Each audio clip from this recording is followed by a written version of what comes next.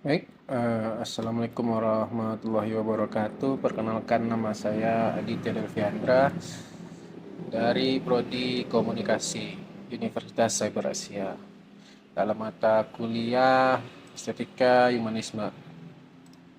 Kalau kita perhatikan kehidupan kita sekarang, hampir semua hal yang sudah berhubungan dengan dengan teknologi, kita belajar menggunakan internet, berkomunikasi lewat smartphone, belanja secara online, bahkan sekarang kita juga bisa mulai mengenal kecerdasan buatan atau yang bisa kita sebut dengan AI. Tapi menurut saya ada satu pertanyaan yang menarik. Kalau teknologi semakin pintar dan semakin canggih, sebenarnya manusia harus menjadi seperti apa? Nah, apakah kita harus terus mengejar teknologi atau justru kita memastikan bahwa perkembangan teknologi terhadap tetap membuat kehidupan manusia menjadi lebih baik? Nah, melalui video ini saya ingin menyampaikan pandangan saya tentang hubungan antara teknologi, manusia, dan industri 4.0 dan society 5.0. Pertama yang akan kita bahas dulu adalah industri 4.0. Sebenarnya industri 4.0 adalah masa ketika teknologi digital semakin terhubung dengan berbagai aktivitas manusia dan dunia industri. Kita bisa melihat contohnya dalam kehidupan sehari-hari. Ada internet, smartphone, cloud, otomatisasi, big data, sampai kecerdasan buatan. Bahkan sekarang banyak pekerjaan yang dulu dilakukan secara manual sudah mulai dibantu oleh mesin dan sistem digital. Menurut saya, perkembangan ini sebenarnya sangat membantu pekerjaan yang dinilai lebih cepat, informatif dan mudah diperoleh. Banyak hal yang dulu terasa sulit sekarang bisa dilakukan hanya dengan beberapa kali klik. Tapi dari sisi lain, saya juga berpikir bahwa perkembangan teknologi membuat manusia mempunyai tantangan baru. Kita juga harus mau belajar dan beradaptasi dengan perubahan. Oke, kita masuk ke slide 3. Nah, kemudian kita masuk ke Society 5.0. Eh, kalau industri fa- Kalau industri 4.0 banyak membahas tentang perkembangan teknologi dan industri. Society 5.0 lebih menekankan bagaimana teknologi tersebut digunakan untuk kepentingan manusia. Eh, jadi menurut jadi menurut saya Society 5.0 bukan hanya tentang robot, AI, internet atau teknologi yang canggih. Yang lebih penting adalah bagaimana semua teknologi tersebut bisa membantu manusia menyelesaikan masalah dan meningkatkan kualitas hidup. Misalnya dalam pendidikan, teknologi bisa membantu kita mendapatkan sumber belajar yang lebih banyak. Dalam bidang kesehatan juga, teknologi bisa membantu proses pelayanan dan pemeriksaan. Dalam kehidupan sehari-hari, teknologi juga membuat komunikasi menjadi jauh lebih mudah. Jadi, menurut saya, konsep yang paling penting adalah teknologi harus menjadi alat untuk membantu manusia, bukan membuat manusia kehilangan nilai kemanusiaannya. Next, slide 4. Kalau kita lihat kehidupan kita sekarang, perubahan akibat teknologi seharusnya sudah sangat terasa. Dulu, kalau ingin mencari informasi, kita mungkin harus pergi ke perpustakaan atau bertanya kepada orang lain. Eh, sekarang kita membuat Sekarang kita tinggal membuka smartphone dan hampir semua informasi bisa kita temukan di sana.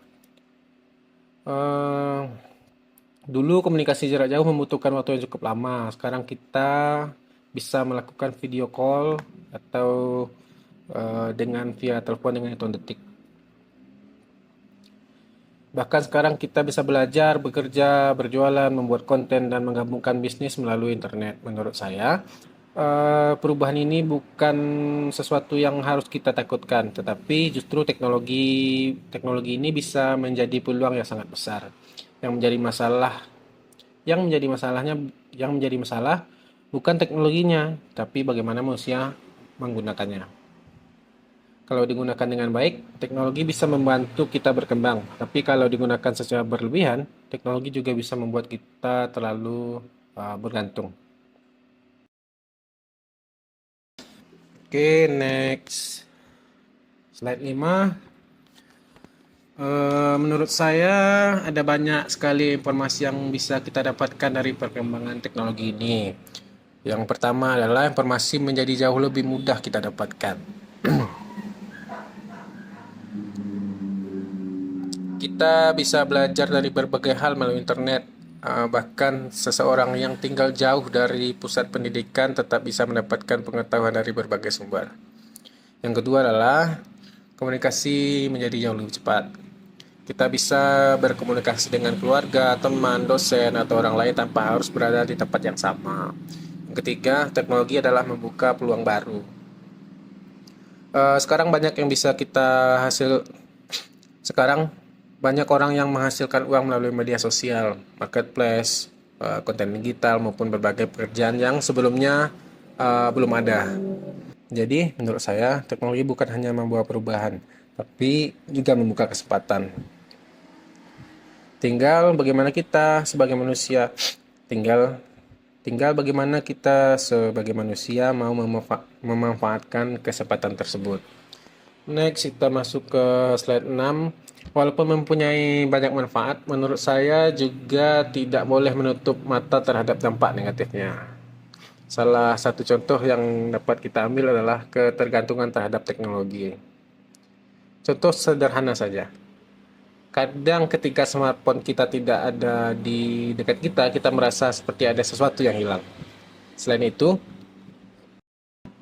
kita juga menghadapi masalah seperti hoax, informasi palsu, penipuan online, masalah privasi, dan penyalahgunaan data. Perkembangan AI ini juga menjadi tantangan tersendiri karena beberapa pekerjaan yang sebelumnya dilakukan manusia bisa dibantu atau bahkan digantikan oleh sistem AI seperti itu. Jadi oleh karena itu menurut saya orang yang bisa menggunakan teknologi saja belum cukup. Kita juga harus memiliki kemampuan untuk berpikir kritis. Selanjutnya kita juga harus bisa membedakan informasi yang benar, informasi yang salah, memahami risiko teknologi, dan bertanggung jawab ketika menggunakan teknologi tersebut. Jadi, kita semakin canggih teknologi, menurut saya semakin besar tanggung jawab kita sebagai manusia. Oke, kita masuk ke slide 7. Kalau ditanya apa pendapat saya tentang industri 4.0 dan society 5.0, saya melihat bahwa manusia tetap harus menjadi pusat dari semua perkembangan teknologi. Menurut saya, manusia yang unggul di masa depan bukan manusia yang paling pintar menggunakan teknologi, tetapi yang mampu menggunakan teknologi tanpa kehilangan kemampuan berpikir dan rasa kemanusiaannya. Selanjutnya kita tetap membutuhkan kreativitas, komunikasi, empati, tanggung jawab, dan kemampuan berpikir kritis. Karena teknologi memang bisa membantu kita mencari informasi, mengolah data, atau menyelesaikan pekerjaan. Tapi bagaimana kita memperlakukan orang lain, bagaimana kita mengambil keputusan, bagaimana kita menggunakan teknologi secara bertanggung jawab, itu juga tetap membutuhkan manusia.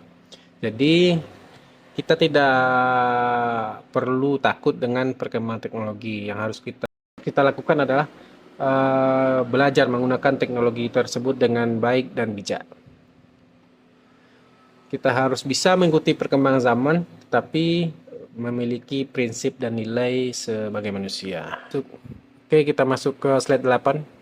Dari pembahasan tadi, saya bisa menyimpulkan bahwa industri 4.0 dan society 5.0 bukan tentang teknologi yang semakin canggih, tapi lebih dari itu.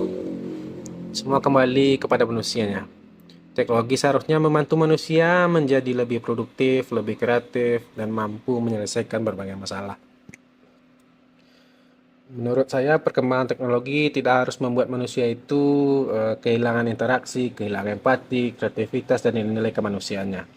Justru semakin canggih teknologi yang kita gunakan, maka semakin penting juga bagi kita untuk tetap menjadi manusia yang mampu berpikir, merasakan, dan bertanggung jawab.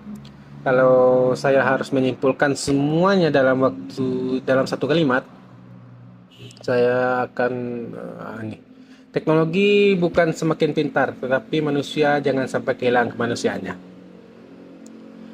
Teknologi boleh semakin pintar, tetapi manusia jangan sampai kehilangan kemanusiaannya. Sekian pembahasan kita kali ini. Mudah-mudahan melalui video ini kita dapat belajar, sama-sama belajar tentang industri 4.0 dan society 5.0. Sekian, wabillahi taufik wal hidayah. Wassalamualaikum warahmatullahi wabarakatuh.